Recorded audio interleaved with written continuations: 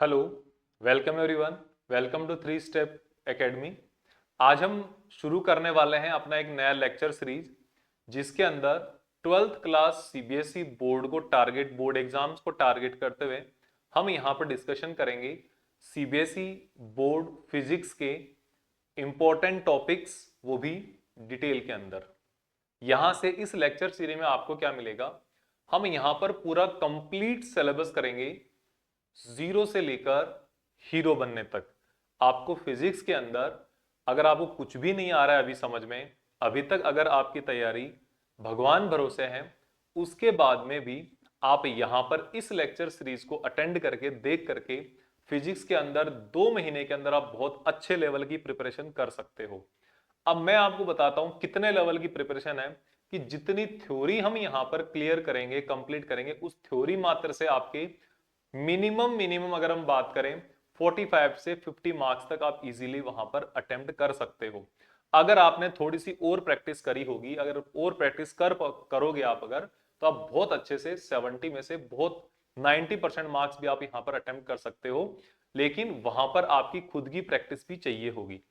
अगर आपकी प्रिपरेशन थोड़ी सी अच्छी है, कि पहले मैं बात कर रहा था, अगर आपकी प्रिपरेशन बिल्कुल भी नहीं है, भगवान भरोसे हैं, तो आपके लिए है ये लेक्चर। अगर आपकी प्रिपरेशन थोड़ी अच्छी है, आप थोड़ा सा नोट्स वगैरह पढ़ चुके हैं लेकिन कॉन्सेप्ट्स अभी भी आपके थोड़े अधूरे हैं, बाकी है, तो आप ये जो लेक्चर्स आप अच्छे से देख सकते हो। क्योंकि यहाँ पर मैं जितना भी मेरा ऑफलाइन टीचिंग का एक्सपीरियंस है, वहां पर सीबीएसई बोर्ड के बच्चों को जो पढ़ाया हुआ है, वो कंप्लीट एफर्ट यहाँ पे लगाकर आपके लिए एक रिवीजन किस तरीके से होता है इतने छोटे टाइम फ्रेम में, छोटे टाइम स्पैन में, वो हम यहां पर बात करेंगे उसके लिए। क्योंकि आपका सीबीएसई बोर्ड का टाइम टेबल आपको ऑलरेडी पता है, आ चुका है, काफी दिन हो चुके हैं, और अभी आपकी जो एग्जाम है वो 15 फेब से स्टार्ट हो रही है। तो अभी से अगर मैं बात करूं, जैसे कि मैं ये लेक्चर रिकॉर्ड कर रहा हूं 5 दिसंबर को, तो यहां पर आप देख पाओगे कि नियरली 70 डेज आपके पास अवेलेबल है। और मेरा ये टारगेट रहेगा, ये जो फिजिक्स लेक्चर सीरीज है इसको मैं नियरली 60 डेज के भीतर कंप्लीट करने की कोशिश करूंगा। क्योंकि लास्ट के जो 10 डेज है आपको, वो आपको इंग्लिश पढ़ने के लिए या अदर कोई आपका जो डिफिकल्ट सब्जेक्ट है वो रिवीजन करने के लिए आपको वहां पर चाहिए होंगे, एज ए मार्जिन आपको चाहिए होगा। तो हमारी मेरी ये कोशिश रहेगी कि 60 डेज के अंदर आपका कंप्लीट 12th क्लास की फर्स्ट एंड सेकंड पार्ट की फिजिक्स का जो रिवीजन है वो बहुत अच्छे से यहां पर मैं आपका कंप्लीट कर सकूं।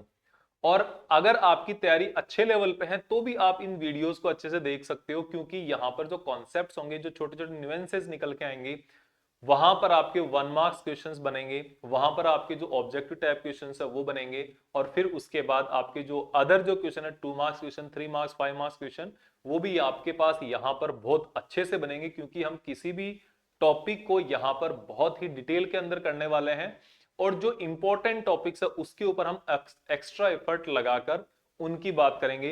इंपॉर्टेंट टॉपिक्स कौन से होंगे? वही टॉपिक जिसके बारे में आप बार बार चर्चा करो, बार बार डिस्कशन करते हो, लेकिन आपको अभी तक वो समझ में नहीं आए कि उनके तैयारी आप कैसे करो, उनको आप समझते कैसे हो, वो आपको अभी तक समझ में नहीं आए। उनके बारे में हम यहाँ पर बात करने वाले हैं, उनके बारे में हम यहाँ पर डिस्कशन करने वाले हैं। क्योंकि देखो, जब भी हम फिजिक्स की बात करते हैं 12th क्लास के अकॉर्डिंग, तो फिजिक्स के बारे में डिस्कशन बहुत होता है, बहुत लोग इसको पढ़ाते हैं, बहुत लोग पढ़ने की कोशिश करते हैं। लेकिन जैसे ही यहां पर किसी कॉन्सेप्ट को एक्सप्लेन करने की बात आती है, वहां पर बहुत सारे लोग उस कॉन्सेप्ट को सही तरीके से एक्सप्लेन करने के लिए थोड़ा वहां पर डिफिकल्टी आती है। मैं ये नहीं कहूंगा कि लोग फेल हो जाते हैं, क्योंकि बहुत सारे लोग बहुत अच्छा पढ़ाते हैं, बहुत अच्छा एक्सप्लेन करते हैं, लेकिन फिर भी ऐसे जो टॉपिक्स है, ऐसे जो कॉन्सेप्ट है, उनको एक टीचर आपको पढ़ा रहा है और उसके साथ ही आप उसको गेन कर रहे हो, कैच कर रहे हो, तो वहां पर थोड़ा भी अगर गैप आ जाता है, थोड़ा भी अगर डिस्टरबेंस आ जाता है, तो फिर वहां पर आपका ये जो कॉन्सेप्ट्स है फिजिक्स के, ये बनने थोड़े मुश्किल होते हैं। यहां पर आपको एक चीज और समझनी होगी कि किसी भी टॉपिक को समझना एक अलग चीज होता है।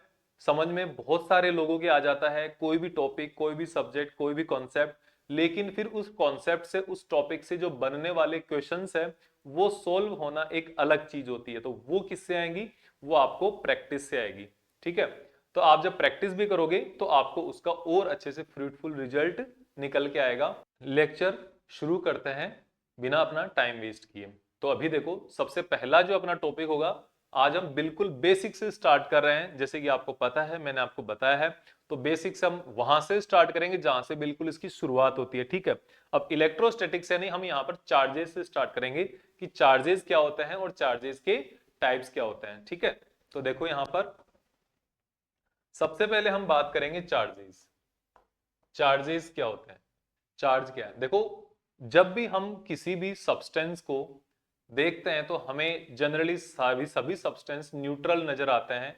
हमें किसी भी सब्सटेंस पर कोई चार्ज डायरेक्टली नजर नहीं आता है। हम डायरेक्टली किसी सब्सटेंस के ऊपर चार्ज महसूस नहीं करते हैं इन जनरल केस। लेकिन कुछ ऐसे फिनोमिना है, कुछ ऐसी घटनाएं हैं, वहां पे आप अगर देखोगे तो आपको चार्ज एक्सपीरियंस होगा। फॉर एग्जाम्पल, अगर हमारे पास कोई सूखा कंघा है, कॉम्ब है, या हमारे पास कोई पेन है, उसको अगर आप अपने सूखे बालों में अगर रगड़ोगे, सूखे बालों में उसको रब कर रहे हो, तो वहां पर इस पेन के ऊपर एक ऐसी प्रॉपर्टी आ जाती है जिसके कारण वो छोटे मिट्टी के जो पार्टिकल्स होते हैं उनको, या छोटे छोटे पेपर कागज के जो टुकड़े होते हैं, पीसेस होते हैं, उनको वो धीरे धीरे अट्रैक्ट करने लगता है। और उसी जो प्रॉपर्टी इस पेन के अंदर आई है या उस कंघे के अंदर जो आई है, वहां पर उस प्रॉपर्टी को क्या बोला जाता है? उसको बोला जाता है चार्ज, या उसको चार्जिंग बोलते हैं। वहां पे चार्ज आ जाता है। जो कॉम्ब होता है, कंघा होता है, उसको आप सूखे बालों में अगर रगड़ते हो, बार बार रगड़ते हो, तो फिर वो बाल भी उस कंघे की तरफ अट्रैक्ट होने लगते हैं। उस कंघे की तरफ अगर आप देखोगे तो छोटे मिट्टी के पार्टिकल्स अट्रैक्ट होने लगते हैं। तो ये जो चीजें यहां पर, ये जो फिनोमिना निकल के आ रहे हैं, ये फिनोमिना क्या है? ये फिनोमिना यहाँ पे जो निकल के आया है, जो चार्ज की उस कंघे के ऊपर जो प्रॉपर्टी निकल के आई है, वो प्रॉपर्टी है आपके पास चार्जिंग, या चार्ज बन जाते हैं। इसका और एग्जांपल अगर मैं बताऊं, कि जो सिल्क के जो कपड़े होते हैं, कुछ पॉलिस्टर के जो सिल्क के जो कपड़े होते हैं, आप पहन के जाते हो, पूरे दिन भर आप मार्केट में घूमे, खूब खेले कूदे, मस्ती करके आए, और शाम को जब वापस आए, वुलन क्लॉथ में भी होता है ऐसा कई बार, कि वापस आप शाम को आए, अपने जैसे अपने शर्ट को उतार के आप टांगने की कोशिश करते हो घर पे, जो आपके टांगने की जगह है, तो जैसे आपने उसको टांगने की कोशिश की, उसको उतार करके वो आपकी तरफ अट्रैक्ट होने लगता है, क्योंकि अब उसके अंदर चार्जिंग की प्रॉपर्टी आ जाती है, चार्ज हो जाता है। तो वहां पर हम समझ सकते हैं वो हो गया चार्ज। तो चार्ज एक सब्सटेंस की ऐसी प्रॉपर्टी है, किसकी प्रॉपर्टी है? सब्सटेंस की प्रॉपर्टी है ये, सब्सटेंस की। This is property of substance due to which that substance can experience electric force, or that substance can also exert electric force। वो electric force experience भी कर सकता है, और वो जो substance है वो electric force को लगा भी सकता है, exert भी कर सकता है। तो due to which it experience or exerts electric force on other substance. ये फोर्स जो है ना, ये एक्सपीरियंस भी कर सकता है, और ये फोर्स वहां पर एक्सर्ट भी कर सकता है। इस प्रॉपर्टी को हम क्या बोलते हैं? चार्ज बोलते हैं। अब हम यहां पर इसके आगे स्टडी करेंगे टाइप्स ऑफ चार्ज। देखो, हम यहां पर थोड़ा सा शॉर्ट में चलेंगे, बहुत ज्यादा डिटेल के अंदर नहीं जाएंगे। जो चीजें नहीं पूछी जाने वाली है, जो चीजें बहुत ज्यादा बेसिक है, उसके बारे में डिटेल करेंगे। लेकिन जो आपको ऑलरेडी आता होगा, क्योंकि आपने एक बार तो कहीं ना कहीं क्लास में लेक्चर लिया ही होगा, थोड़ा बहुत रिवीजन भी किया होगा, तो ये सब चीजें तो आपको आती होगी। अब टाइप्स ऑफ चार्जेस में आपको पता है, there are two types of charges. दो टाइप्स के अपने पास चार्जेस होते हैं, जिनमें से पहला जो टाइप है चार्ज का, वो होता है नेगेटिव चार्ज। अब देखो, पहला टाइप नेगेटिव भी हो सकता है और पहला टाइप पॉजिटिव भी हो सकता है, कोई भी हो सकता है, ठीक है। और जो दूसरा जो चार्ज का टाइप है वो होता है पॉजिटिव चार्ज। अब यहां पर हम इसमें नहीं जाएंगे नेगेटिव और पॉजिटिव क्यों होता है, कुछ अलग भी नाम हो सकता था क्या? हो सकता था, आप इसको कुछ भी नाम दे सकते थे। जैसे मैग्नेटिज्म में होता है नॉर्थ पोल साउथ पोल, आप यहां पर भी नॉर्थ चार्ज साउथ चार्ज ऐसा कुछ भी दे सकते थे। लेकिन हमने एक रेफरेंस के लिए एक हमें कुछ नाम देना था, सिर्फ उस वजह से हमने यहां पर इस नाम को यहां पे रखा है। जैसे आपका नाम अगर मान लो मुकेश है, राकेश है, सुरेश है, निकुंज है, कुछ भी है, तो वो जो नाम है आपके घर वालों ने बस दे दिया। अगर आपका नाम सुरेश है तो अब हर आदमी आपको सुरेश के नाम से ही पहचानता है। अगर आपका नाम राकेश है तो आपको हर आदमी जन्म से अगर राकेश नाम हो तो आपको उस नाम से पहचाना है। तो उसमें कोई लॉजिक नहीं है कि आपका नाम ऐसा क्यों है। हाँ, ये अलग बात है, कुछ लोगों की मान्यता है तो वो आपका जन्म जो बर्थ के हिसाब से, बर्थ टाइम के हिसाब से जो नाम रखते हैं वो एक अलग चीज है। लेकिन वहां पर भी आपके कुछ भी नाम रखा जा सकता था, उसके अकॉर्डिंग भी आपके मल्टीपल नेम्स निकल के आते हैं। तो यहां पर हमारे पास सिर्फ रेफरेंस के लिए हमने लिया है, एक नेगेटिव चार्ज है और एक यहां पर क्या है, पॉजिटिव चार्ज है। अब यहां पर नेगेटिव चार्ज और पॉजिटिव चार्ज जो निकल के आया है उसको हमने अब रिसेंट में क्या किया, इलेक्ट्रॉन्स के अकॉर्डिंग डिसाइड कर दिया कि इलेक्ट्रॉन के मूवमेंट के अकॉर्डिंग नेगेटिव चार्ज और पॉजिटिव चार्ज कैसे होंगे। सिंपल से एग्जांपल है कि आपके पास सोडियम और क्लोरीन ये दो एटम हैं, ये दोनों जब एक दूसरे के नजदीक आते हैं तो आपने देखा होगा NaCl जब बनता है तो सोडियम क्या करता है, अपना एक इलेक्ट्रॉन क्लोरीन को दे देता है, जिससे क्लोरीन को ऑक्टेट पूरा हो जाता है और इसका जो आउटर मोस्ट सेल है वो खत्म होके उसका पहले वाला जो ऑक्टेट वाला वो आउटर मोस्ट सेल हो जाता है। तो दोनों का ऑक्टेट पूरा हो गया एक तरीके से। तो यहां पर इसने तो इलेक्ट्रॉन गेन किया वो नेगेटिव हो गया और जिसने इलेक्ट्रॉन को रिलीज किया वो क्या हो गया, पॉजिटिव हो गया। तो यहां पर नेगेटिव चार्ज के लिए क्या हो गया, गेन ऑफ इलेक्ट्रॉन या एफिशिएंसी ऑफ इलेक्ट्रॉन, जिसके पास इलेक्ट्रॉन इंक्रीज हुआ है वो क्या हो गया, पॉजिटिव चार्ज हो गया। और जिसके पास नेगेटिव चार्ज आया है, पॉजिटिव चार्ज है, वो क्या, उसने इलेक्ट्रॉन को लॉस किया है। तो आप कहते हैं लॉस ऑफ इलेक्ट्रॉन। कहीं पर अगर इलेक्ट्रॉन की कमी आएगी, कहीं पर इलेक्ट्रॉन्स का लॉस होगा, वो पॉजिटिव चार्ज हो जाएगा।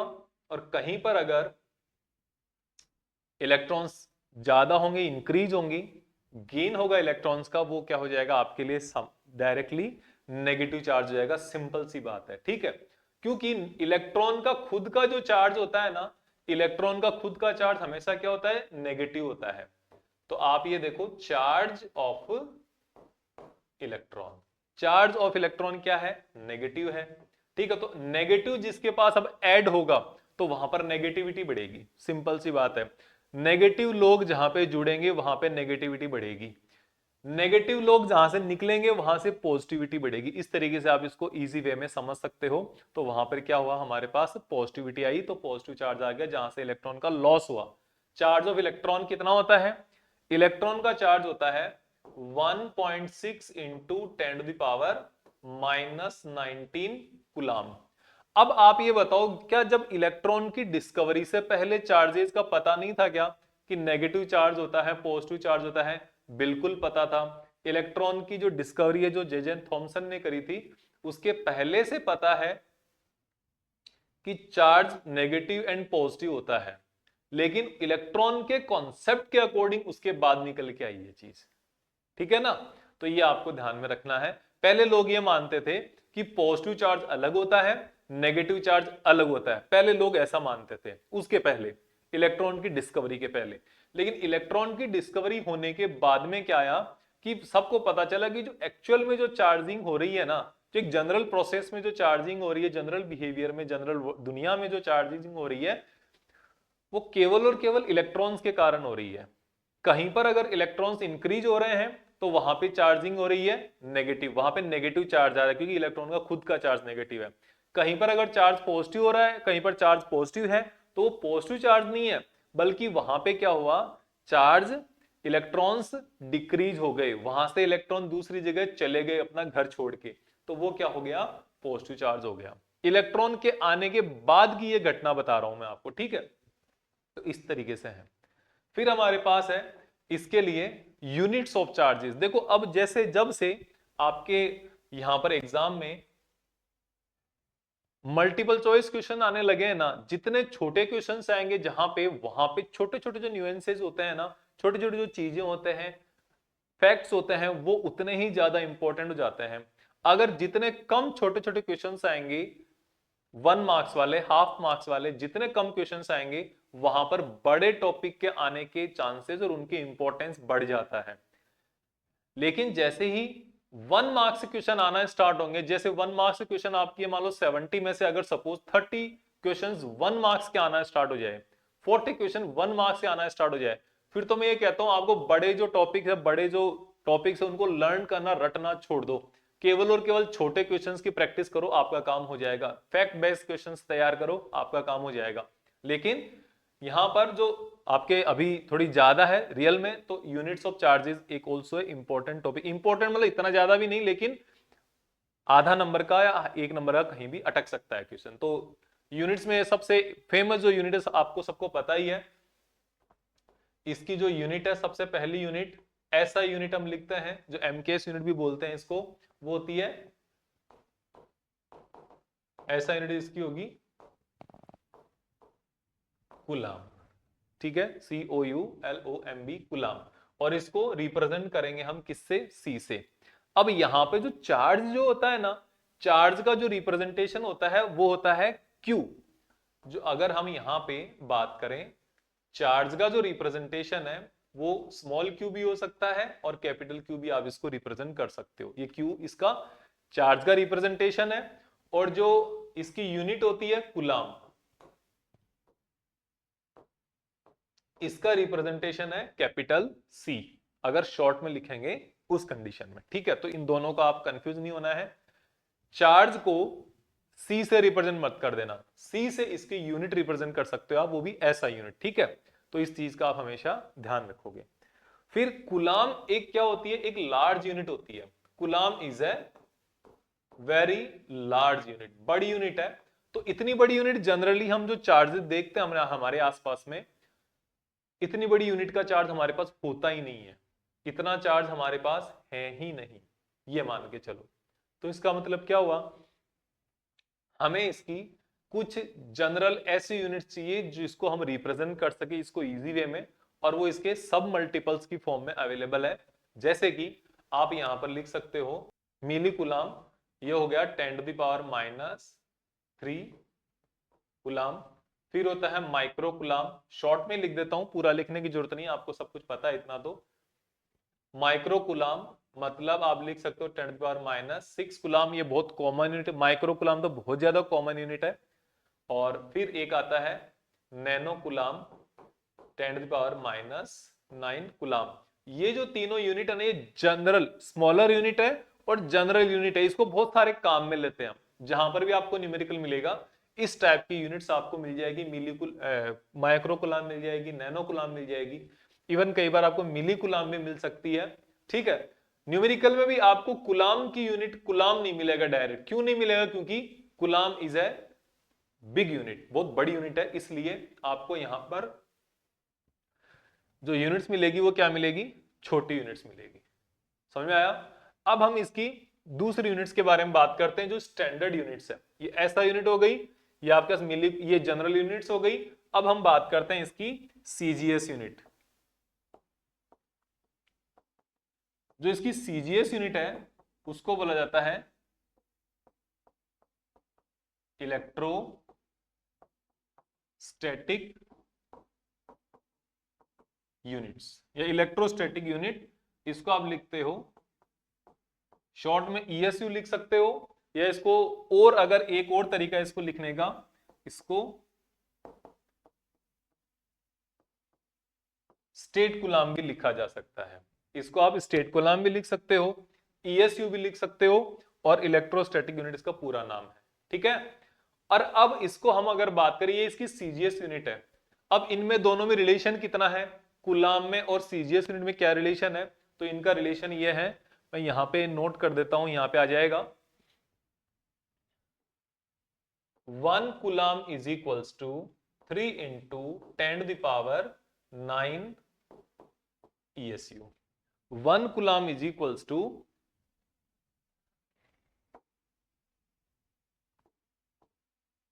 3 इंटू 10⁹ ESU। ये आपका स्टेट कुलाम का और 1 कुलाम का रिलेशन हो गया। अगर मैं इसको फिर से और लिखना चाहूं, जैसे 1 coulomb is equals to 3 into 10⁹, इसको आप स्टेट कुलाम भी लिख सकते हो।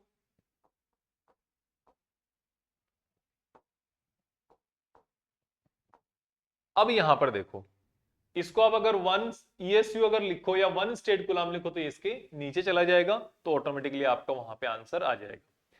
इसकी एक यूनिट है मैग्नेटिक यूनिट।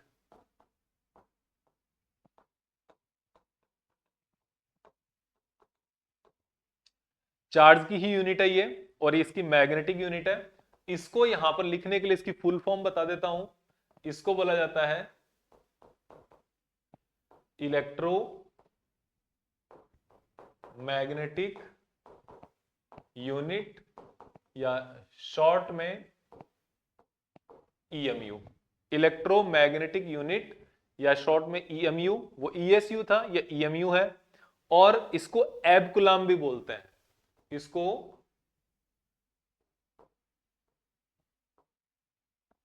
एब कूलाम भी बोला जाता है। और इनमें क्या रिलेशन है,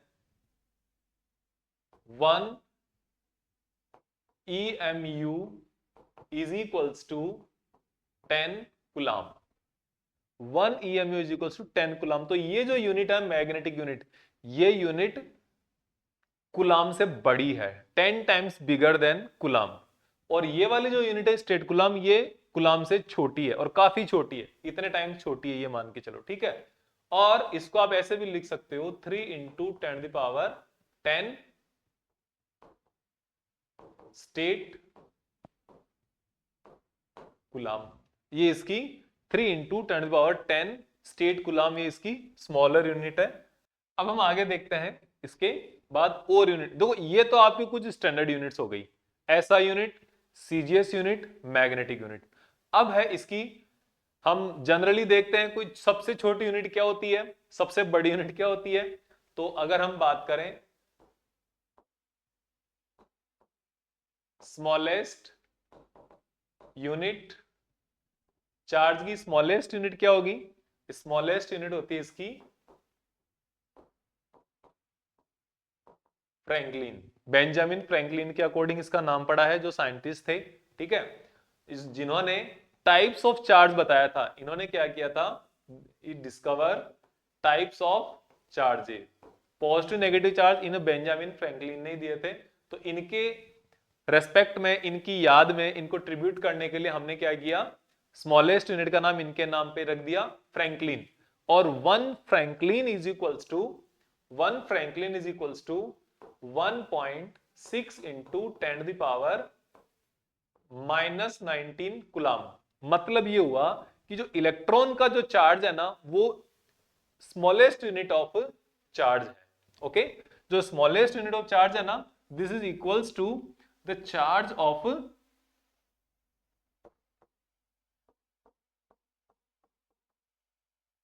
इलेक्ट्रॉन। इलेक्ट्रॉन के चार्ज के बराबर है, और इलेक्ट्रॉन के चार्ज के जब बराबर है तो वो कितना है, 1.6 इंटू 10⁻⁻19 कूलाम। वो आपको यहां पे देखना है, इस जगह पे, ठीक है।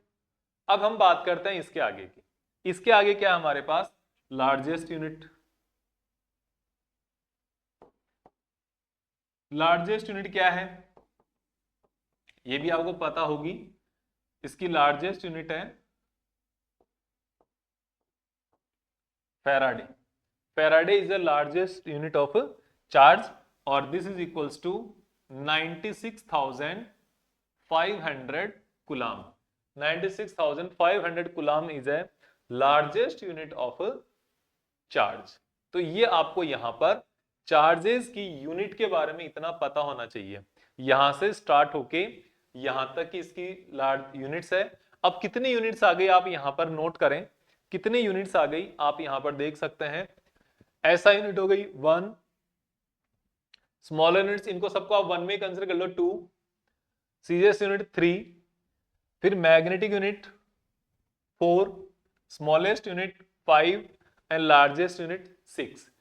6 डिफरेंट टाइप्स की यूनिट है चार्जेस की, इसीलिए ये इतनी इंपॉर्टेंट है, मैं आपको यहां पर बता रहा था।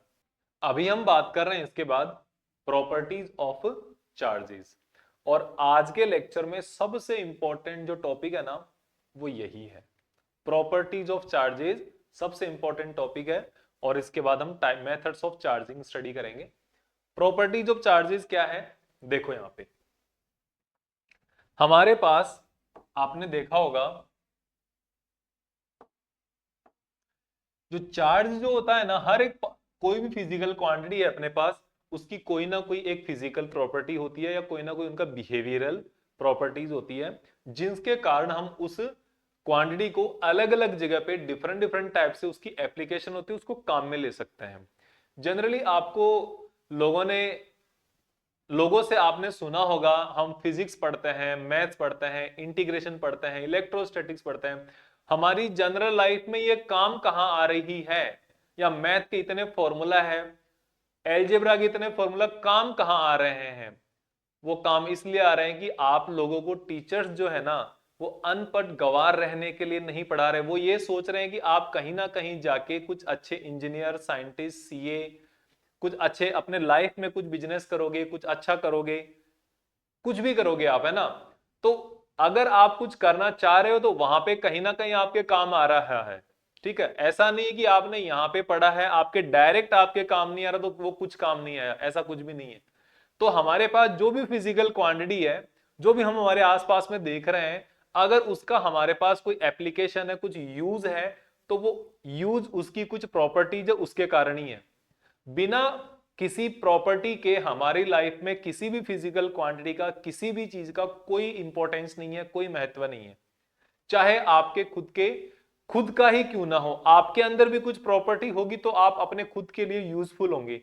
अगर आपके खुद के अंदर कुछ नेगेटिव प्रॉपर्टी होंगी तो आप अपने लिए ही डिस्ट्रक्टिव होंगे, कोई यूजफुल नहीं होंगे, आप अपने भी काम नहीं आ पाओगे। तो ये चीज देखो यहाँ पे ज्यादा हो गया। हम बात करते हैं यहाँ पे किसके बारे में? प्रॉपर्टीज ऑफ चार्जेस के बारे में। अब प्रॉपर्टीज ऑफ चार्जेस क्या होते हैं? यहाँ पे हम चार्जेस की बहुत सारी प्रॉपर्टी, लेकिन मेनली 3 प्रॉपर्टी के बारे में यहाँ पर बात करेंगे। 3 प्रॉपर्टी कौन सी है? सबसे पहले हमारे पास है एडिटिविटी ऑफ चार्जेस। एडिटिविटी का मतलब कि अगर आपके पास किसी सिस्टम के अंदर अलग अलग जगह पे चार्ज रखा हुआ है, अलग अलग वैल्यू का चार्ज है, अलग अलग टाइप्स का चार्ज है, तो आप उनको ऐड कैसे करोगे? तो ये एक एडिटिविटी ऑफ चार्जेस हो गया। तो सपोज आपके पास यहां पर एक कोई सिस्टम है, इस सिस्टम के अंदर आपके पास अलग अलग पॉइंट्स पे चार्ज है। यहां पे +5Q चार्ज, फिर आपके पास है -3Q चार्ज यहां पे, फिर आपके पास है -2Q चार्ज, फिर है +6Q चार्ज, -Q चार्ज। ऐसे कुल मिला के आपके पास यहां पर डिफरेंट डिफरेंट चार्जेस है। ओके, और ये सारे क्या है? Q1, Q2, Q3, Q4, Q5 ऐसे चार्जेस है। ठीक है, तो अब यहां पर इनको ऐड कैसे करना है? तो charge is a scalar quantity, तो इनको जब आप ऐड करोगे तो आपको सिंपली इनको ऐड कर देना है एल्जेब्रिक सम के अकॉर्डिंग। सम आपके पास अलग अलग होते हैं। एक होता है एल्जेब्रिक सम, जिसमें क्या होता है? पॉजिटिव पॉजिटिव एक तरफ करो, नेगेटिव नेगेटिव एक तरफ करो, दोनों को ऐड करो, डिफरेंस निकालो। सिंपल सा, जो हम यहां पर करने वाले हैं। दूसरे टाइप का सम होता है वेक्टर सम। पहले उनकी डायरेक्शन देखो, कौन कौन सी डायरेक्शन में है, फिर उनके पास वहां पे कुछ लॉ है दिए हुए हैं, ट्रायंगुलर लॉ है, पैरेललोग्राम लॉ है, उन लॉ के अकॉर्डिंग लॉ लगाओ, फिर उसका रिजल्ट कैलकुलेट करो। जैसे कि दो फोर्स लग रहे होते हैं, वेक्टर कैलकुलेशन जब आप करते हो वहां पे, तो यहां पे कौन सा होगा? एल्जेब्रिक सम होगा, हमें और कुछ नहीं चाहिए। तो यहां पर आप लिख पाओगे, यहां पर charge is a scalar quantity and net charge of a given system is defined as the algebraic sum of individual charges। ये जो मैंने आपको बोला ना, इसको दोबारा रिपीट करके आप देखकर लिख सकते हो एज ए नोट्स। ओके, ये आपके पास यहां पर होंगे। अब मैं बता दूं तो कैसे। चार्ज क्या है? स्केलर क्वांटिटी है। आपको ये एक तो ये चीज पता होनी चाहिए। अगर स्केलर क्वांटिटी है तो आपको क्या करना है? Direct algebraic sum, algebraic sum करना और कुछ भी नहीं करना, सब कुछ सिंपल रहेगा एज इट इज आपका। ठीक है, तो यहां पे आपके पास अब दो चीज आ गई। अब पूरा जो सेंटेंस है ना, वो आपको बना के लिखना है। Charge is scalar quantity, okay, net charge of A system is given by the algebraic sum of individual charges. कैसे? अगर आपके पास Q नेट कैलकुलेट करना है तो आपको करना होगा Q1 plus Q2 plus Q3 plus Q4 plus up to Qn। जितने भी चार्जेज हो सबको आप डायरेक्ट ऐड कर दो, कोई डायरेक्शन वगैरह का चक्कर नहीं है, सिंपल ऐड करना आपको। कैसे? Plus 5 coulomb minus 3 coulomb minus 2 coulomb plus 6 coulomb minus, coulomb मतलब ये क्यू है, यहाँ पे हम कूलम जो एक आदत से निकल रहा है, बाकी ये क्या है? क्यू है। Plus 5Q minus 3Q minus 2Q plus 6Q minus Q आ गया। नेगेटिव नेगेटिव एक तरफ कर दो, पॉजिटिव पॉजिटिव, पॉजिटिव कितना हुआ? Plus 11 coulomb minus 6 coulomb, coulomb मतलब यहाँ पे Q से है, ठीक है। तो 5Q आपका नेट चार्ज हो गया। तो सिंपल क्या हो गया? नेगेटिव नेगेटिव एक तरफ किए, पॉजिटिव पॉजिटिव एक तरफ किए, आपने नेट सम निकाल दिया। जो जनरल आप जो एडिशन करते हो ना, सिंपल वही एडिशन है, कोई वेक्टर एडिशन का चक्कर नहीं है यहाँ पे। तो ये आपकी एक प्रॉपर्टी हो गई, additivity of A charge. Okay, अब हम बात करते हैं सेकंड इसकी प्रॉपर्टी की। सेकंड प्रॉपर्टी क्या होगी? तो कंजर्वेशन ऑफ चार्ज। यहां पे हमें इसके लिए ये देखना है, जो हमारे पास जितना भी चार्ज पार्टिकल है, जैसे एनर्जी कंजर्वेशन लॉ नहीं होता है कि आपके पास एनर्जी को आप क्रिएट नहीं कर सकते, डिस्ट्रॉय नहीं कर सकते, केवल एक फॉर्म से दूसरी फॉर्म में ट्रांसफॉर्म कर सकते हो, यही तो है ना energy conservation law. Simple charge conservation law है ये, ठीक है। चार्ज को आप क्रिएट नहीं कर सकते, चार्ज को आप डिस्ट्रॉय नहीं कर सकते, चार्ज को केवल आप एक जगह से दूसरी जगह पर ट्रांसफर कर सकते हो, सिंपल। ओके, इसको आप क्रिएट नहीं कर सकते, डिस्ट्रॉय नहीं कर सकते, सिर्फ आप एक स्थान से एक जगह से दूसरी जगह पर ट्रांसफॉर्म कर सकते हो, ट्रांसफर कर सकते हो, और उसी से चार्ज क्रिएट होता है, उसी से चार्ज खत्म होता है, ठीक है। अब यहां पर इसका मतलब क्या हुआ? इसका मतलब यह हुआ, अगर आपके पास दो ऑब्जेक्ट है, एक ए है, दूसरा ऑब्जेक्ट है आपके पास बी, दोनों के ऊपर इनिशियली चार्ज कितना है? 0 है, इसके ऊपर भी चार्ज कितना है? 0 है। तो यहां पे हमारे पास Q1 प्लस Q2 कितना आएगा? 0 आएगा। एक सिस्टम है ये, ओनली सिस्टम है जो केवल इन दोनों ऑब्जेक्ट से मिलकर बना हुआ है सिर्फ, ठीक है। आपने इन दोनों के बीच में कोई भी फिजिकल इंटरेक्शन किया होगा, हम यहां पर लिख सकते हैं हमने इनको एक दूसरे के साथ रब किया, ठीक है।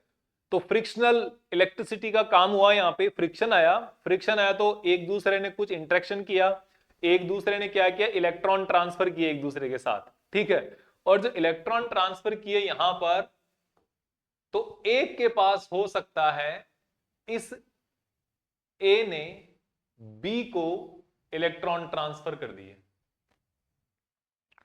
अब कितने इलेक्ट्रॉन किए ये भी हम बता देते हैं। इसने ए ने बी को जब इलेक्ट्रॉन ट्रांसफर किए, तो सपोज इसके पास प्लस 4Q चार्ज आया, इसके पास जो चार्ज है कितना आया? Plus 4Q। तो बी के पास कितना चार्ज आएगा? बी के पास चार्ज आएगा -4Q। अगर ये 4 इलेक्ट्रॉन रिलीज करेगा तो इसको 4 ही तो मिलेंगे, अगर ये 5 रिलीज करेगा तो नेक्स्ट को 5 मिलेंगे, अगर ये 10 रिलीज करेगा तो उसको 10 मिलेंगे। तो जितने ये चार्ज रिलीज करेगा उतना सामने वाले को मिलेगा। तो यहां पे कितना चार्ज है? Plus 4Q। यहां पे कितना चार्ज है? -4Q। तो ऐड करोगे plus 4Q minus 4Q is equals to 0। पहले का सम जो है Q1 प्लस Q2 का भी 0 है, और बाद का जो सम है Q1 प्लस Q2 का भी 0 है।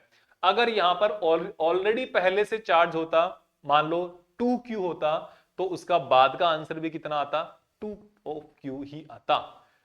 तो ये है आपका कंजर्वेशन ऑफ चार्जेस। चार्जेस हमेशा कंजर्व रहते हैं, डिस्ट्रॉय नहीं हो सकते, क्रिएट नहीं हो सकते, केवल ट्रांसफर हो सकते हैं एक जगह से दूसरी जगह पे। और हम जो चार्जेस की बात करते हैं, देखो एक जो कॉइन होता है ना अपने पास, 1 रुपी, 2 रुपी, 5 रुपी, 10 रुपी का जो कॉइन होता है, उस एक सिंगल कॉइन में भी इतना ज्यादा लार्ज अमाउंट ऑफ चार्ज होता है। अगर हम उसके सारे कंप्लीट पॉजिटिव चार्ज को अलग कर दें और नेगेटिव चार्ज को अलग कर दें, हम उसके चार्जेस को हैंडल नहीं कर पाए।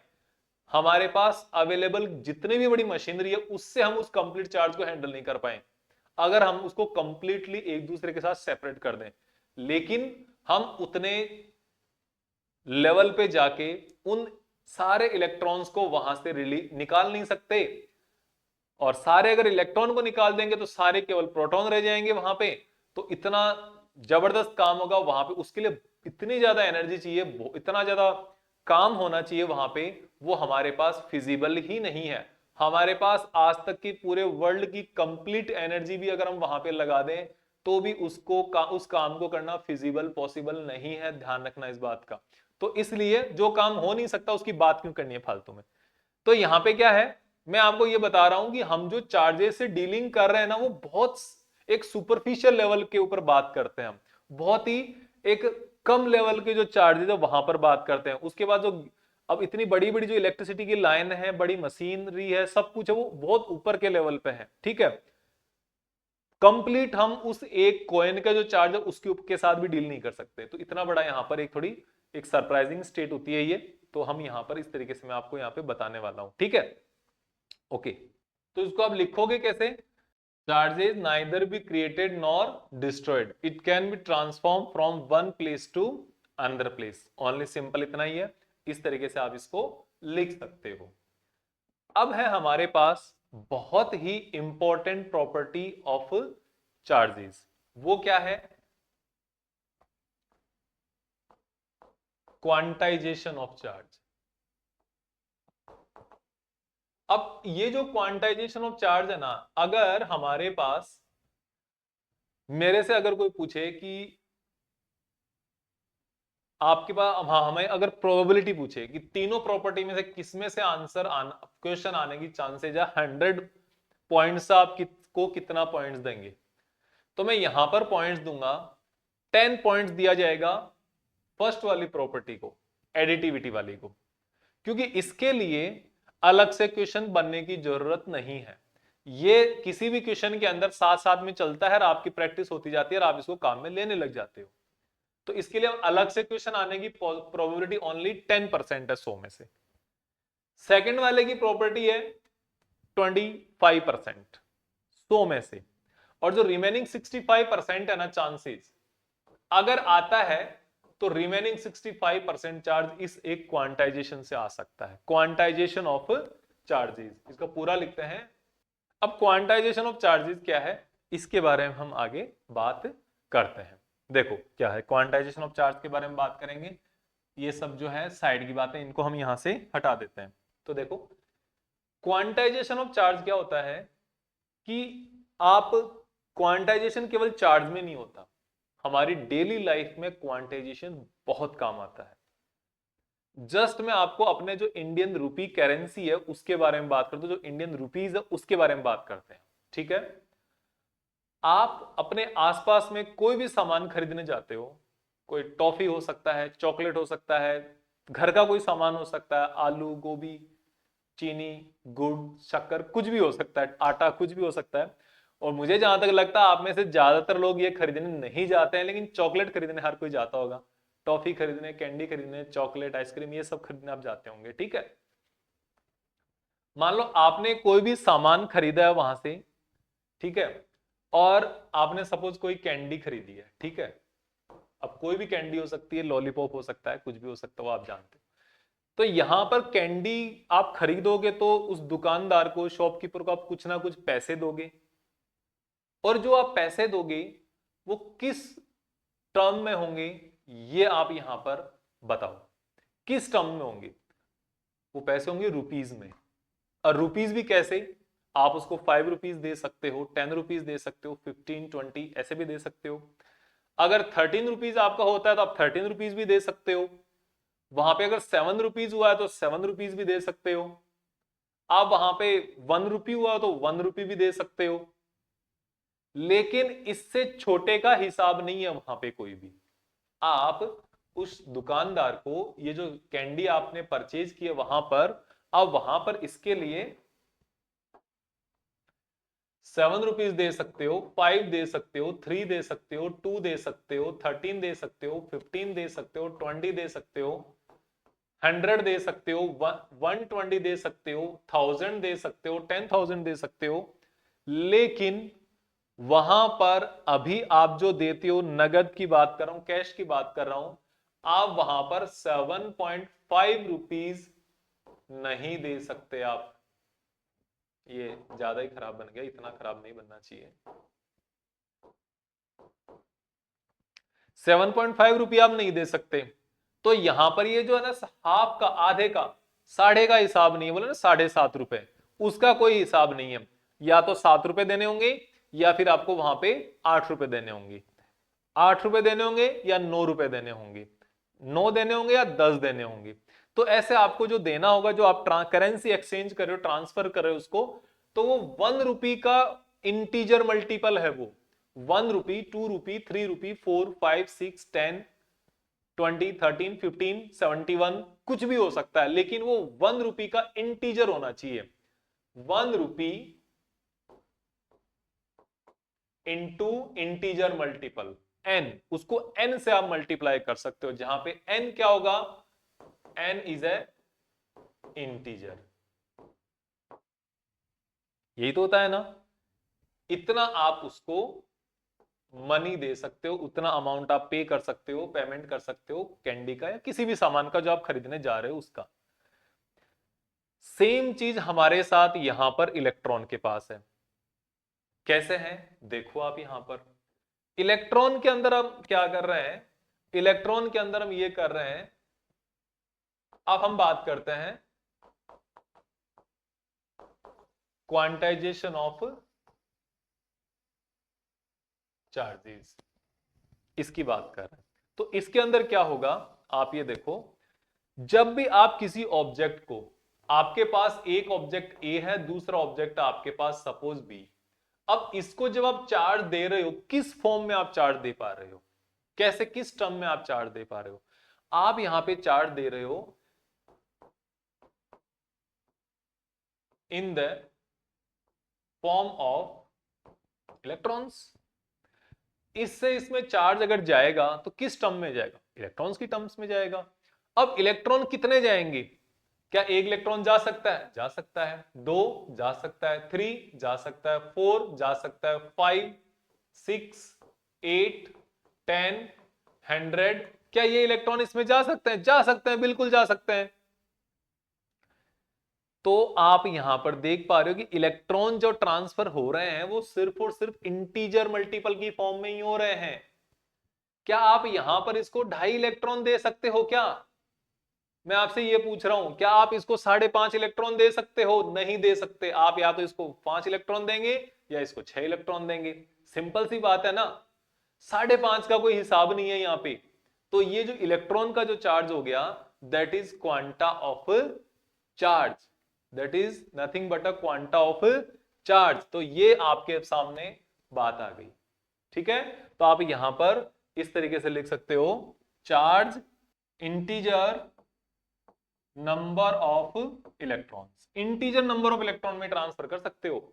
1 2 3 4 5 6 7 8 -1 -2 -3 -3, माइनस भी कर सकते हो, माइनस में क्या होगा, इधर से इधर आ जाएगा, और क्या है, ऑपोजिट तो करना है। यही तो है ना, जीरो भी कर सकते हो, जीरो में कुछ करना ही नहीं पड़ेगा। लेकिन फिर से वही बात, ऐसा नहीं कि 1.2 इलेक्ट्रॉन ट्रांसफर कर दो, 10.3 इलेक्ट्रॉन ट्रांसफर कर दो, ऐसा कोई हिसाब नहीं है, पॉइंट्स का कोई हिसाब नहीं है। इंटीजर मल्टीपल की फॉर्म में ही कर सकते हो। तो इलेक्ट्रॉन क्या हो गया, तो चार्ज इलेक्ट्रॉन की टर्म्स में इंटीजर नंबर में कर सकते हो, तो चार्ज का जो वैल्यू एग्जिस्टिंग वैल्यू की, वो भी इसके इंटीजर मल्टीपल की फॉर्म में ही होगी, ठीक है। तो electron is a quanta of charge. आपसे पूछ सकते हैं चार्ज का क्वांटा क्या है, electron is the quanta of charge, ठीक है। तो इस तरीके से आप इसको वहां पर बना सकते हो बहुत अच्छे से। और इसको लिखेंगे कैसे, आप इसको इस तरीके, जो आपको सामने यहाँ पे बनाया है, उसको अपनी लैंग्वेज में बना के लिखना, और क्या है, ठीक है।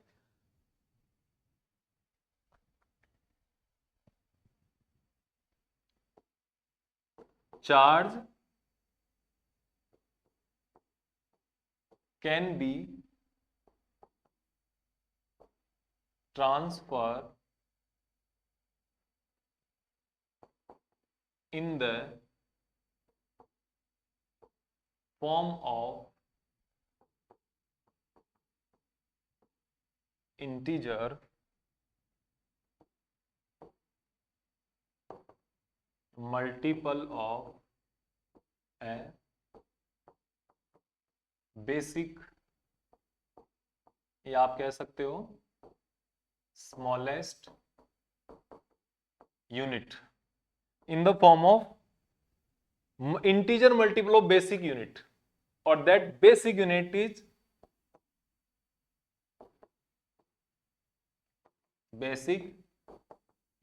is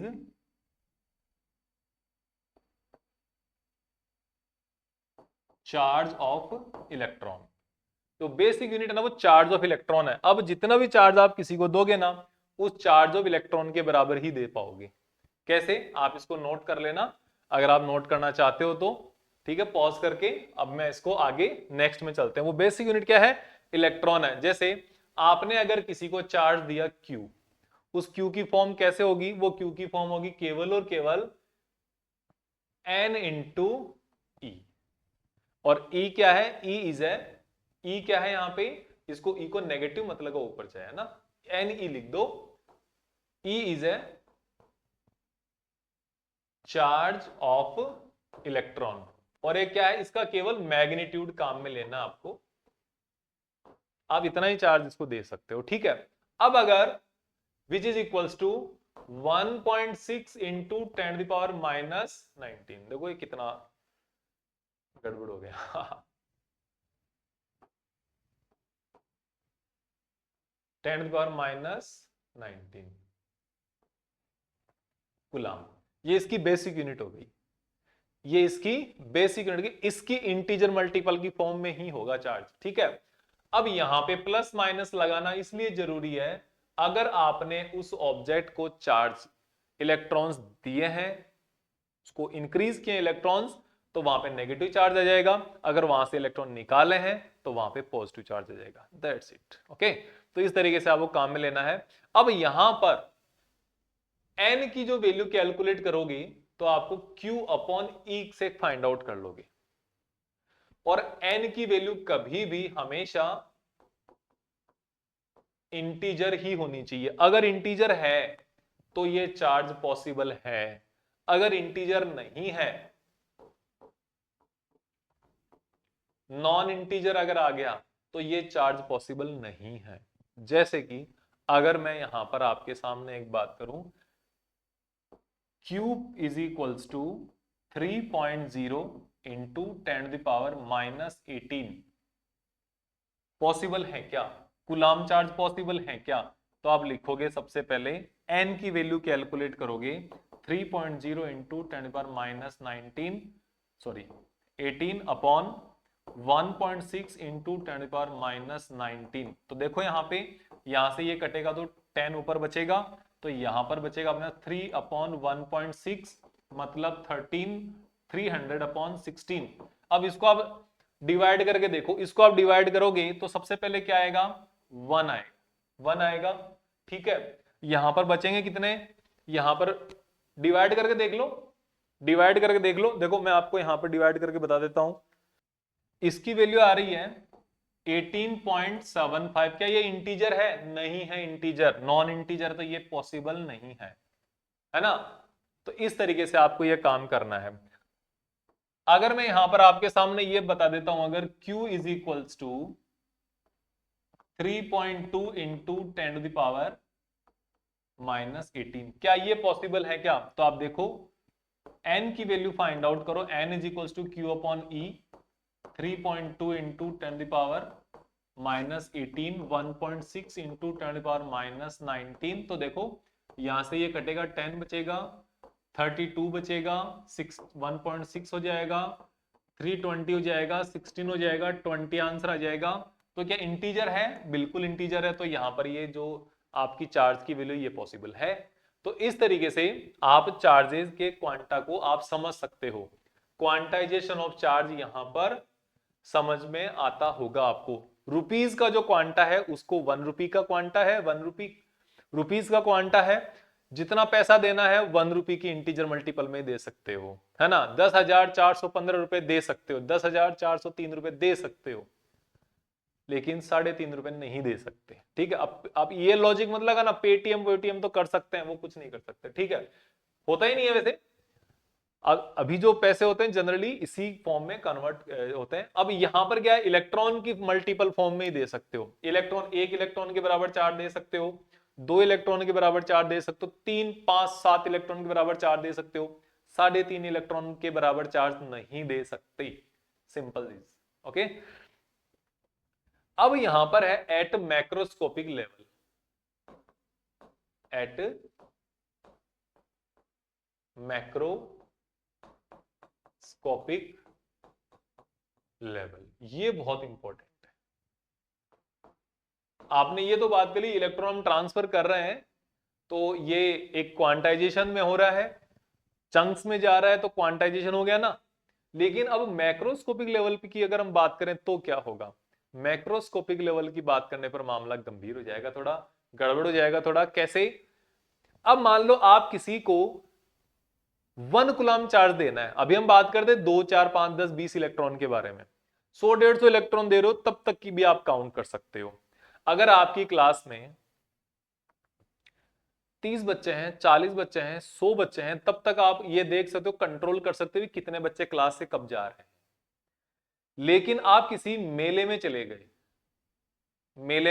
भीड़ में चले गए, वहां पर आपको पता चलेगा भी एक रास्ता है आने जाने का, तो क्या आप वहां पे कंट्रोल कर सकते हो क्या कि अब वहां पे 15,251 स्टूडेंट्स या लोग उसके अंदर है, बाकी बाहर है। ऐसे काउंट नहीं कर सकते हम।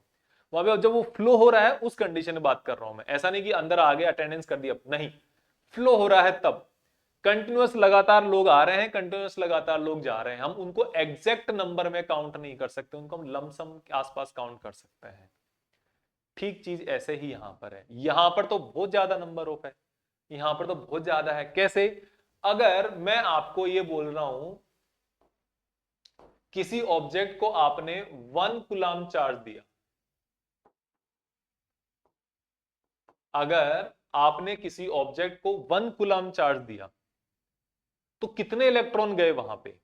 हम मैक्रोस्कोपिक लेवल की बात कर रहे हैं। अभी इतनी देर जो था माइक्रोस्कोपिक लेवल था। माइक्रोस्कोपिक मतलब मॉलिक्यूल्स, एटम्स के, उसके बारे में। हम अब पूरे सब्सटेंस के बारे में बात कर रहे हैं। तो हमने किसी सब्सटेंस को कितना दिया, 1 कूलम चार्ज दिया, तो 1 कूलम चार्ज में टोटल नंबर ऑफ इलेक्ट्रॉन्स कितने होंगे, ये होंगे Q अपॉन E। Q की वैल्यू 1 कूलम, E की वैल्यू 1.6 इंटू 10⁻⁻19। तो इसको आप जब आगे सोल्व करोगे 10⁻+19 अपॉन 16, 10 इंटू 10⁻, ये 1.1 है, यहाँ पे 18 हो जाएगा यहाँ पे, और यहाँ पे 1.6 हो जाएगा। जब आप इसको और सोल्व करोगे ना तो ये हो जाएगा 100/16 इंटू 10⁻18।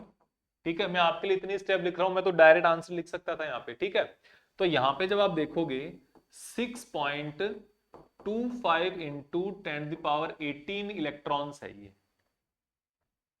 कितना ही है, आपकी जो अपनी जो सारी कैलकुलेशन है ना वो सब चली गई यहां से। ठीक है, अपन बोलते हैं ना करोड़, अरब, उसके ऊपर जो भी है, मिलियन, बिलियन, ट्रिलियन, जो भी है, ट्रिलियन से भी पार हो गया ये। जब एक ऑब्जेक्ट से दूसरे ऑब्जेक्ट्स में इतने ट्रिलियंस नंबर ऑफ इलेक्ट्रॉन अगर पास हो रहे हैं, तो क्या आप किसी पर्टिकुलर इंस्टेंट ऑफ टाइम पर, आप ये पता कर सकते हो क्या कि अभी एग्जैक्ट नंबर ऑफ इलेक्ट्रॉन कितने चले गए? नहीं कर सकते। माइक्रोस्कोपिक लेवल पे कर सकते हैं, लेकिन मैक्रोस्कोपिक लेवल पे हम एग्जैक्ट पता नहीं कर सकते कि यहां पर कितने नंबर ऑफ इलेक्ट्रॉन जा रहे हैं। क्योंकि यहां पर बिलियंस में आ गई, ट्रिलियन, ट्रिलियन से भी, ये ट्रिलियन से भी 10⁻⁶ टाइम ज्यादा है, ट्रिलियन से भी 10 लाख टाइम ज्यादा है ये। समझ में आया? इसलिए अगर इतना नहीं देना, अगर माइक्रो कूलाम चार्ज देना हो ना, तब जाते हैं इलेक्ट्रॉन्स, 1 ट्रिलियन इलेक्ट्रॉन जाना पड़ता है एक साइड से दूसरी साइड में, 10⁻12 आ जाएगा तब कितना आ जाएगा, 10⁻12 आ जाएगा। ठीक है, 10⁻6 में मिलियन होता है, 10⁻9 में बिलियन, 10⁻12 में ट्रिलियन। तो यहां पर ट्रिलियंस ऑफ जब इलेक्ट्रॉन फ्लो कर रहे हैं, माइक्रो लेवल, माइक्रो चार्ज के ऊपर भी बात बता रहा हूं मैं, micro coulomb charge, microscopic level नहीं, मैक्रोस्कोपिक लेवल में बात कर रहे हैं, तो माइक्रो कूलाम चार्ज में मैक्रोस्कोपिक लेवल आ जाता है। तो जब ट्रिलियंस ऑफ चार्जेस इलेक्ट्रॉन जब पास कर रहे हैं, तो क्या आप बता सकते हैं एग्जैक्ट नंबर ऑफ इलेक्ट्रॉन कितने गए वहां पे? नहीं बता सकते। तो इस मैक्रोस्कोपिक लेवल पे charge is considered as a continuous quantity. Okay, तो आप यहां पे लिख सकते हो एट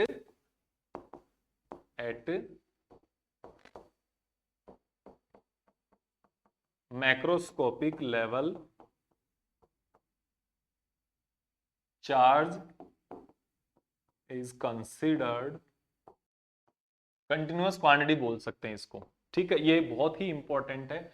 क्यों बोल सकते हैं, रीजन भी लिख लो यहां पर, क्योंकि we can not control the exact number of electron at any particular instant of time. ठीक है ना, ये कहां पे, इसके नीचे आ जाएगा क्या, ट्राई करते हैं।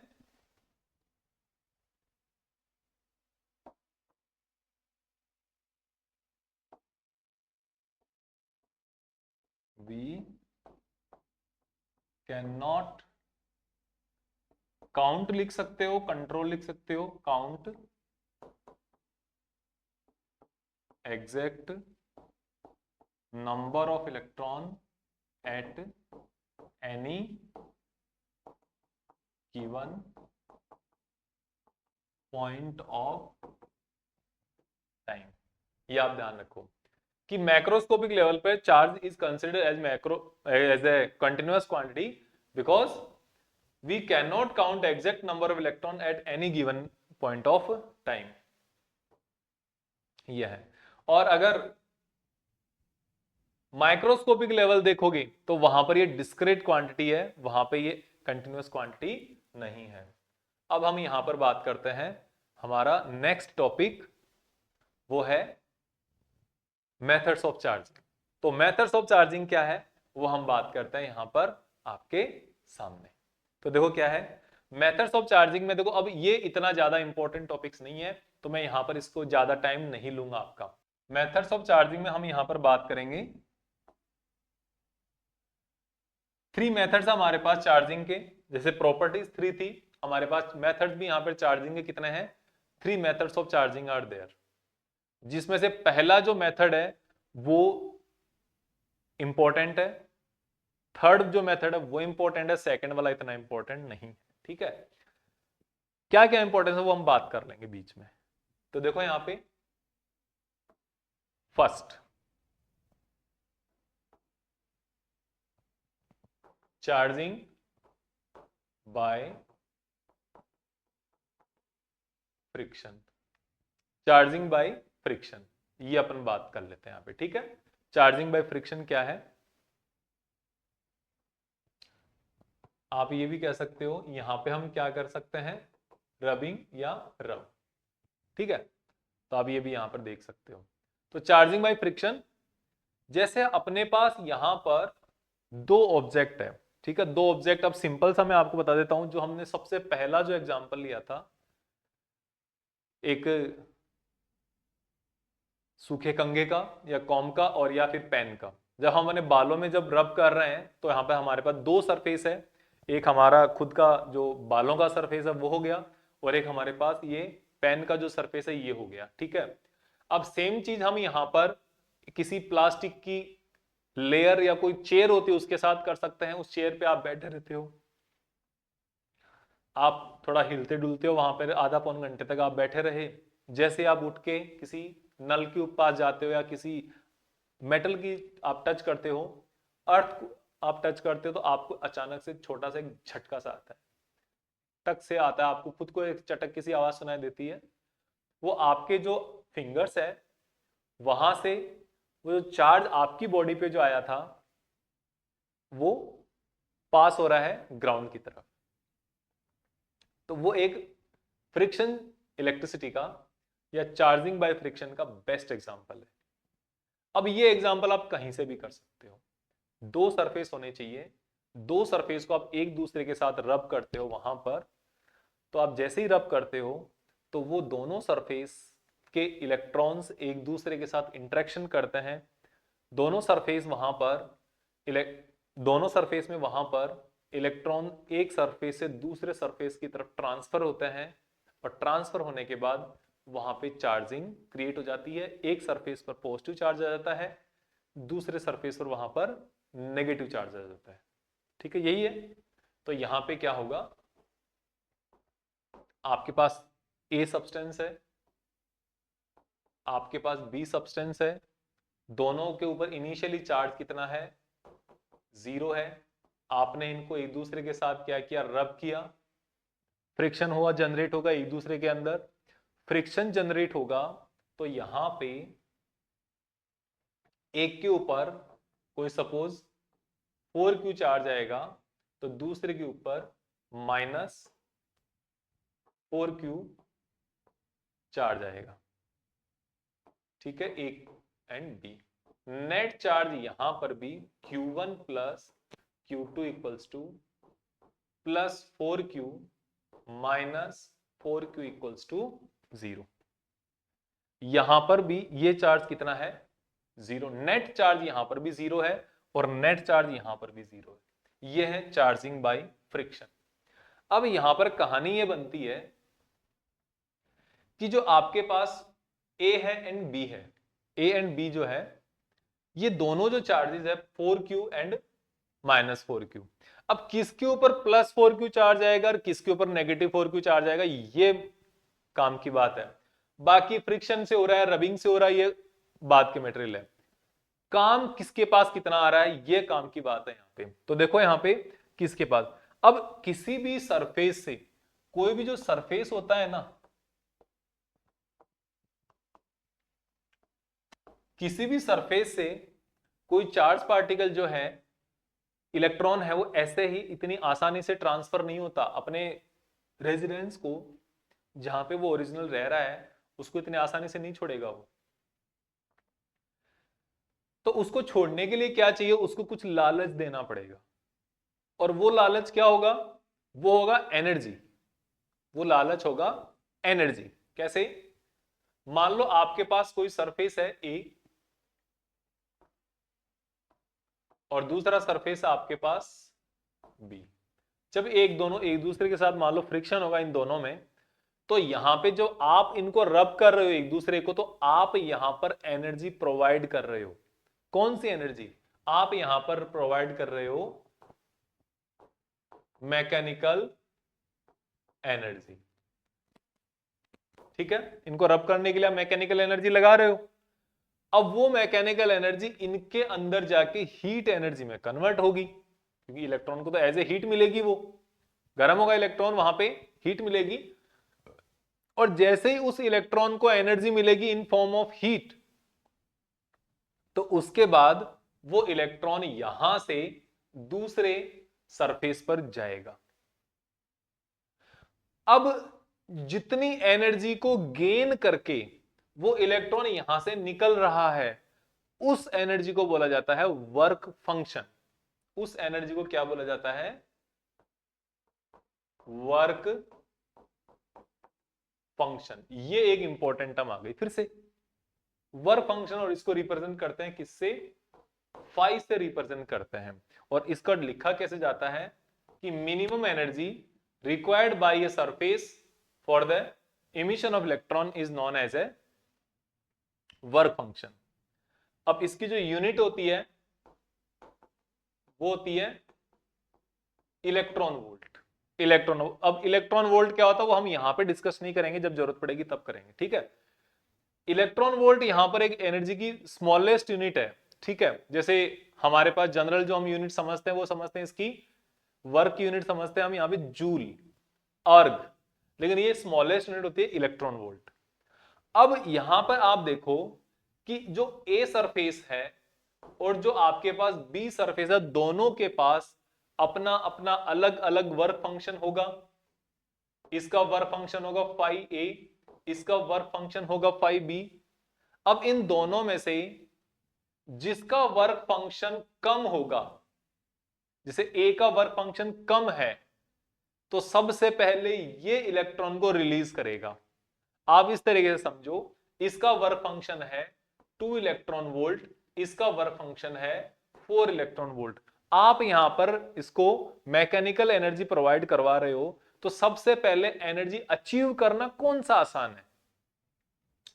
2 इलेक्ट्रॉन वोल्ट पहले आएगा या 4 इलेक्ट्रॉन वोल्ट पहले आएगा? यहां पर कोई भी आदमी बता सकता है कि यहां पर 2 इलेक्ट्रॉन वोल्ट पहले आएगा। और जो 2 इलेक्ट्रॉन वोल्ट पहले आ रहा है, तो ये सबसे पहले इलेक्ट्रॉन यहां से इजेक्ट होगा, यहां से एस्केप करेगा इलेक्ट्रॉन। और जैसे ही एस्केप करेगा तो किसके पास जाएगा? जो सामने अवेलेबल सरफेस होगा वहां जाएगा। तो सामने अवेलेबल सरफेस है बी, तो उसके पास चला जाएगा। तो यहां पे जिसका वर्क फंक्शन कम होगा ना, वो पॉजिटिव चार्ज होगा। सिंपल सी बात है। अब अगर आपको दो अलग अलग सरफेस दे दें, दोनों का वर्क फंक्शन दे दे या दोनों के बीच वर्क फंक्शन के बीच में रिलेशन बता दे कि कम ज्यादा का बता दे, हाफ एंड डबल का बता दे, और कोई रिलेशन बता दे, मैथमेटिकल इक्वल का बता दे, तो कोई दिक्कत ही नहीं है, कुछ नहीं होगा। फिर तो कोई रिलेशन बता दो, आप बता सकते हो कौन सा चार्ज है जो पॉजिटिव होगा, कौन सा सरफेस पॉजिटिव होगा और कौन सा सरफेस है जो नेगेटिव होगा। जिसका सरफेस, जिसका वर्क फंक्शन लेस होगा वो पॉजिटिव चार्ज होगा। Okay, surface with less work function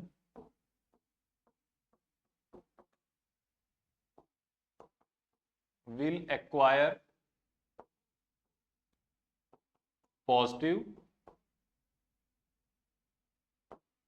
charge. Surface with less work function will acquire positive charge, और हायर वर्क फंक्शन का ऑटोमेटिकली नेगेटिव चार्ज हो जाएगा, उसका फिर अलग से लिखने की जरूरत नहीं है। तो आपके पास ये क्या हो गया? मेथड्स ऑफ चार्जिंग में रबिंग हो गया या फ्रिक्शन हो गया। फ्रिक्शन से जब आप चार्ज करते हो तो यहां पे क्या हो जाता है? सरफेस आ जाता है। यहाँ पे सरफेस के लिए वर्क फंक्शन आ जाता है। वर्क फंक्शन के साथ जिसका छोटा होगा वो पॉजिटिव चार्ज, जिसका बड़ा होगा वो नेगेटिव चार्ज। That's it. अब हम बात करते हैं चार्जिंग बाय कंडक्शन।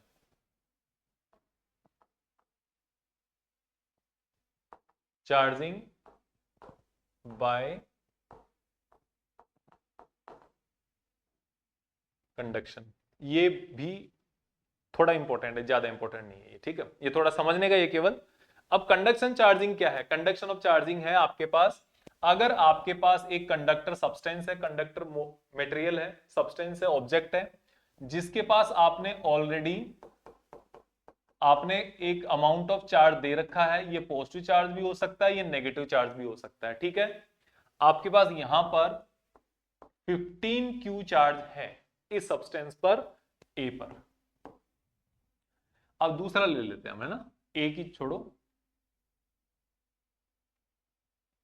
ये पी सब्सटेंस है, और दूसरा हमारे पास है आर सब्सटेंस जो थोड़ा छोटा है। ओके, अब आपने क्या किया? इन दोनों सब्सटेंस को एक कनेक्टिंग वायर से कनेक्ट कर दिया, कंडक्टर वायर से। ये जो वायर, ये कंडक्टर होना चाहिए, ठीक है, कंडक्टर वायर होना चाहिए ये, और दूसरा सरफेस भी कंडक्टर होना चाहिए। तो जैसे ही आपने कंडक्टर वायर को कनेक्ट किया है, तो यहां के जो पॉजिटिव चार्जेस है वो वहां चले जाएंगे, ठीक है। तो यहां के कुछ पॉजिटिव चार्जेस ऐसे हैं जो यहां से हटके यहां चले गए,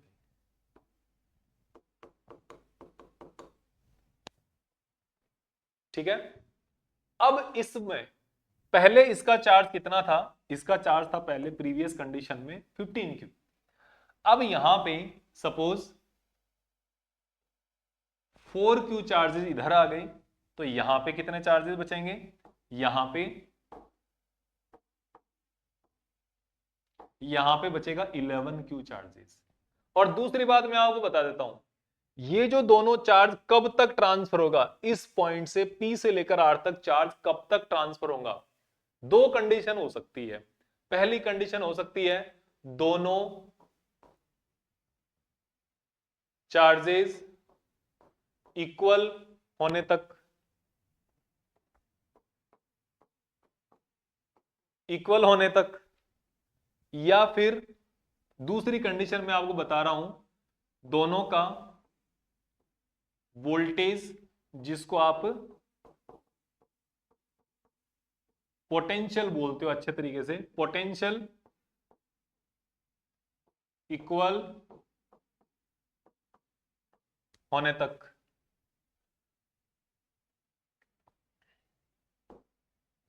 क्या चार्ज इक्वल होने तक या फिर पोटेंशियल इक्वल होने तक, कब तक चार्ज फ्लो करेगा, यह होगा जब तक दोनों का पोटेंशियल इक्वल होगा उस समय तक चार्ज फ्लो करेगा।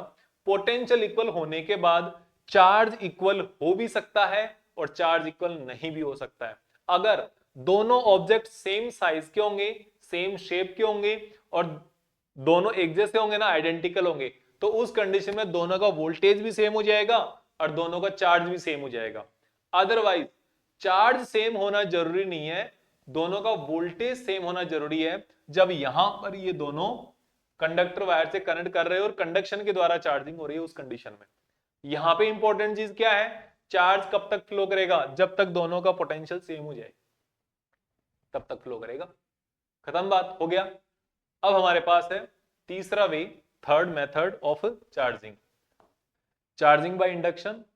अब चार्जिंग बाय इंडक्शन क्या है, इंडक्शन का मतलब एक दूसरे को देख कर ही चार्ज हो जाना, उसके साथ में रहोगे तो ऑटोमेटिकली आप में भी वो असर आने लगेगा, वो हो जाएगा इंडक्शन। यहां पे direct, without any direct contact, इनका बिना किसी फिजिकल कांटेक्ट के अगर चार्जिंग अगर हो रहा है तो ये मान लेना वो चार्जिंग बाय इंडक्शन ही हो रहा है, उसको देख के ही चार्ज हो जा रहा है। ठीक है, इतना सही बात है, कोई फिजिकल कनेक्शन नहीं है इनके बीच में। कैसे नहीं है, देखते हैं। जैसे यहां पर इन दोनों चार्जिंग सब्सटेंस के बीच में नहीं है, ठीक है, अदर जो भी होगा वो अपन देखेंगे बाद में। यहां पर मैं आपको एक मेथड बताऊंगा, दूसरा जो है वो आप बुक में देखेंगे। तो पहला क्या है, देखो यहां पर अपने पास एक स्फेयर है, कोई चार्ज नहीं है इसके पास, यहां पर ये इसकी फर्स्ट कंडीशन है, और ये इंसुलेटिंग स्टैंड पे रखा हुआ है। ठीक है, यहां पर हम एक सेकंड केस लेते हैं, ये आपके पास सेम स्फेयर है और आपने एक रॉड है जो पॉजिटिव चार्ज है जिसके पास वो इसके नजदीक लेकर आए। जैसे आपने पॉजिटिव रॉड इसके नजदीक लेकर आए हो आप, तो यहां पर इसके अंदर इस तरफ इसके जो कंडक्टर होगा, ये कंडक्टर स्फेयर के इलेक्ट्रॉन्स इस तरफ अट्रैक्ट हो जाएंगे। तो इलेक्ट्रॉन जो ऑपोजिट चार्ज वाले हैं वो इधर अट्रैक्ट हो गए, तो ऑपोजिट वाले इधर अट्रैक्ट हो गए, और जो रिमेनिंग है पीछे पॉजिटिव चार्ज बच जाएंगे। हो गया काम। फिर इसके बाद आपने क्या किया, आपने यहां पर ये सब कुछ तो ऐसे ही रहेगा, ये आपके पास स्फेयर है, ये नेगेटिव चार्जेज है इसके, और इधर आपके सामने पॉजिटिव चार्जेज है। अब आपने क्या किया, इसको अर्थ के साथ कनेक्ट किया, ये अर्थिंग का साइन है, आपने अर्थ के साथ कनेक्ट। अब अर्थ क्या होती है, अर्थ के पास बहुत सारे number of electron, positive negative दोनों ही चार्ज होते हैं। ठीक है, ये भी तो कंडक्टर अर्थ भी, तो अर्थ से क्या होंगे, इलेक्ट्रॉन आएंगे, अर्थ इलेक्ट्रॉन भेजेगी और ये इलेक्ट्रॉन यहां पे आके इन सारे पॉजिटिव चार्जेस को न्यूट्रलाइज कर देंगे। ओके, इस सारे जितने भी पॉजिटिव चार्जेस है इनको यहां पर न्यूट्रल कर देंगे। तो कंडीशन क्या रहेगी, देखो मैं बता देता हूं, ये कंडीशन इस तरीके से रहेगी, इसके जो पॉजिटिव चार्ज है वो रहने दो, ये आपके पास ये स्फेयर है और ये अर्थ के कनेक्शन रहेगा यहां पे, तो ये केवल इस तरीके से हो जाएगा। ये जितने चार्जेस सारे क्या हो गए, न्यूलिफाई हो गए, ये इलेक्ट्रॉन आएंगे और इनको खत्म कर दिया एक तरीके से। ठीक है, अब वहां पे उसके बाद क्या होगा, हमने अर्थ के कनेक्शन को हटा दिया, हमने क्या किया, अर्थ के कनेक्शन को हटा दिया, और ये जो रॉड है ना हमारे पास, इसके पास में जो रखी हुई है, ये रहने दो, ये नेगेटिव। देखो ये केवल डायग्राम ड्रॉ करने में थोड़ा सा डिफरेंस है और कुछ भी नहीं है, बदला कुछ भी नहीं है यहाँ पे। और इस कंडीशन में क्या हुआ, ये जो नेगेटिव चार्ज इसके अंदर बच गए, अर्थ का कनेक्शन हट गया, ये रॉड बच भी रहेगी इसके सामने, और नेक्स्ट स्टेप में इस रॉड को भी हमने हटा लिया। तो यहाँ पे ये वाली जो रॉड है ना, एक्चुअल में इस रॉड के ने कोई भी फिजिकल कनेक्शन नहीं किया, ये अपने आप ही चार्ज हो गया। इसका एक और है, दो जो सब्सटेंस है, दो हम यहां पर स्फेयर ले सकते हैं इंसुलेटिंग स्टैंड पे, और उनको भी हम इसी तरीके से चार्ज कर सकते हैं। तो उस कंडीशन में क्या होगा, हमें अर्थ के जो कनेक्शन है, अर्थिंग का भी जरूरत नहीं पड़ेगा इस कंडीशन में। तो इस तरीके से आप यहां पर जो आपका चार्जिंग है बाय इंडक्शन आपने समझा है। तो इस तरीके से ये टॉपिक भी आपका पूरा हुआ, यहां पर हम खत्म करते हैं। और आज का लेक्चर में हमने जितने भी टॉपिक्स किए बहुत बेसिक टॉपिक्स है, और इसमें से कुछ टॉपिक है बीच में जो इंपॉर्टेंट टॉपिक्स रहे हैं। और सिमिलरली अब हम कल नेक्स्ट जो लेक्चर होगा हमारा, नेक्स्ट लेक्चर में हम यहां पर डिस्कशन करेंगे कूलम्ब्स लॉ। और कूलम्ब्स लॉ आपको पता है इलेक्ट्रोस्टैटिक्स का वेरी मोस्ट इंपॉर्टेंट टॉपिक है, उसके ऊपर क्वेश्चंस भी बनते हैं, उसका वेक्टर फॉर्म भी होता है। वेक्टर फॉर्म बहुत अच्छा इंपॉर्टेंट है, वेक्टर फॉर्म को मैं इस तरीके से एक्सप्लेन करने वाला हूं, आप देखोगे तो आपको बिल्कुल भी कोई भी डाउट नहीं रहेगा, यहाँ पे बहुत अच्छे से आपको समझ में आएगा।